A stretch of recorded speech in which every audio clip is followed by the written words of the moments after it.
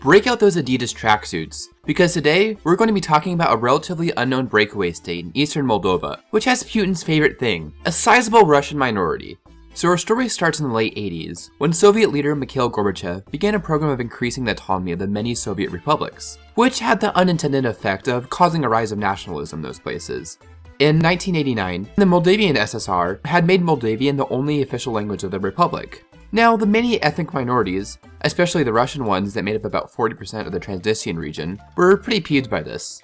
Fast forward to the spring of 1990, the Popular Front of Moldavia wins the SSR's first parliamentary election. Back in the Transnistria region of the SSR, they were all freaking out about this, so they declared themselves as their own Soviet republic and formed an ad hoc militia. With the Soviet Union dissolving faster than 6ix9ine's career, Gorbachev, not wanting to lose favor with the Moldavian SSR, annulled the Transnistrian declaration, but then does nothing to stop them since, well, he had to focus on preventing the rest of the country from falling apart.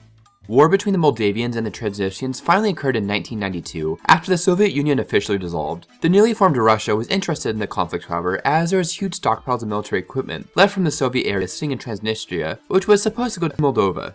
So the Russian 14th Guard Army, which was already stationed there, was ordered to, in true Russian fashion, advise and train the rebels. So an interesting factoid about the conflict was how it was very common for both sides to stop fighting at night and then get drunk together. Then the next day return to killing each other like nothing ever happened.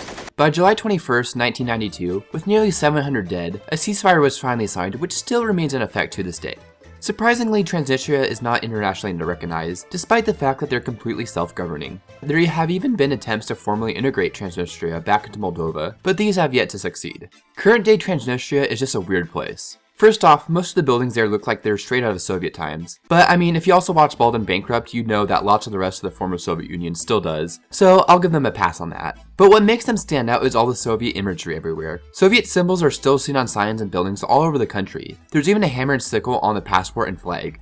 Life in the country is also pretty bad, which has caused the population to decline by 15% in the last 15 years. The modern ethnic makeup is 34% Russians, 33% Moldavians, and 26.7% Ukrainians. Also remember the 14th Guard Army we talked about earlier? Yeah, well they're still there as peacekeepers, where they just happen to hang out near all those former Soviet weapons stockpiles. They also agreed to pull out in 1994, but that has yet to happen. There's also a strong movement to join the Russian Federation, and who knows, it might be Russia's next target after considering what happened to Crimea.